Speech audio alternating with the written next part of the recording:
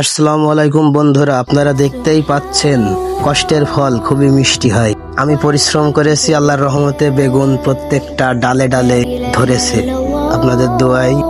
আমি কিভাবে আমার এই বেগুন গাছগুলোতে কীটনাশক স্প্রে করি, সেটা পরিমাণ কত, সবগুলো আপনারা ভিডিওতে দেখতে পারবেন ইনশাল্লাহ। ভিডিওটি না টেনে আপনারা পুরো ভিডিওটি সম্পূর্ণ মনোযোগ সহকারে দেখুন, ইনশাল্লাহ উপকৃত হবেন।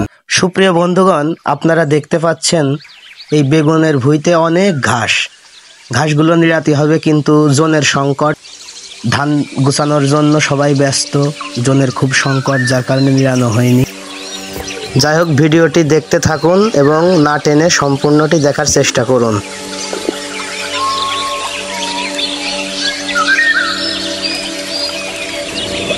আমি ফুল হতে চেয়েছিলাম, টিকে থাকার প্রয়োজনে আমাকে পাথর হতে হলো। ধৈর্যের বাঁধ ভাঙলে মানুষ সস্তা থাকে না, ভয়ঙ্কর হয়ে ওঠে এবং প্রলয় ঘটায়। মৃত্যুকে ভয় করে না। যেই মানুষটি তোমায় সত্যিকারের ভালোবাসবে, সেই মানুষটি তোমায় অপেক্ষায় রাখবে না, বরং তোমার অপেক্ষায় থাকবে। পারলে অসময়ে সঙ্গ দিও, সুসময়ে সঙ্গী কিনতে পাওয়া যায়। না পাওয়া জিনিসে অনুভূতি সবচেয়ে বেশি থাকে, সেটা কোনো বস্তু হোক বা মানুষ। মানুষের কিছু দুঃখ থাকে আলমারিতে তুলে রাখা নতুন কাপড়ের মতো, বিশেষ বিশেষ দিনে মনে পড়ে। অনেক কথা হলো, চলুন এবার স্প্রে শুরু করা যাক।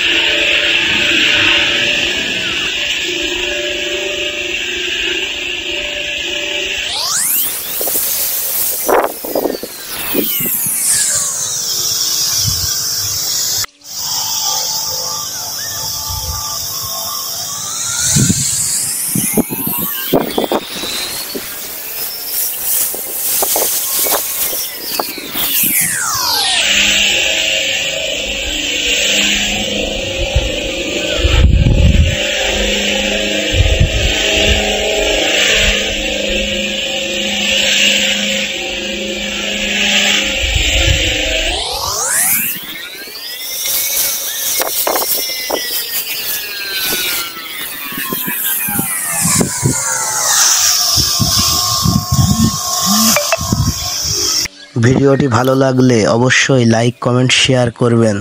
মনে রাখবেন, আপনাদের লাইক, কমেন্ট, শেয়ার আমাকে অনুপ্রাণিত করে এবং আরও ভিডিও বানাতে সাহায্য করে। আমার বুঝে আসে না, একই ভিডিও যখন স্টোরিতে দিই তখন 1500-2000 ভিউ হয় এবং 500-600 লাইক হয়, কিন্তু যখন ওই একই ভিডিও পোস্ট করি তখন অনেকে এড়িয়ে যায়। দিল মন নরম করে সাপোর্ট করেন, আপনিও সাপোর্ট পাবেন ইনশাল্লাহ। সবাই ভালো থাকবেন, সুস্থ থাকবেন এবং আমার জন্য দোয়া করবেন, আমি যেন অনেক বড় হতে পারি। সবার সুস্থতা কামনা করে আজকের মতো এখানেই, অন্য কোনো দিন আরও একটি ভিডিও নিয়ে দেখা হবে ইনশাল্লাহ। এই কামনা প্রত্যাশা করে আজকের মতো এখানেই বিদায়। আল্লাহ হাফেজ। আসসালামু আলাইকুম।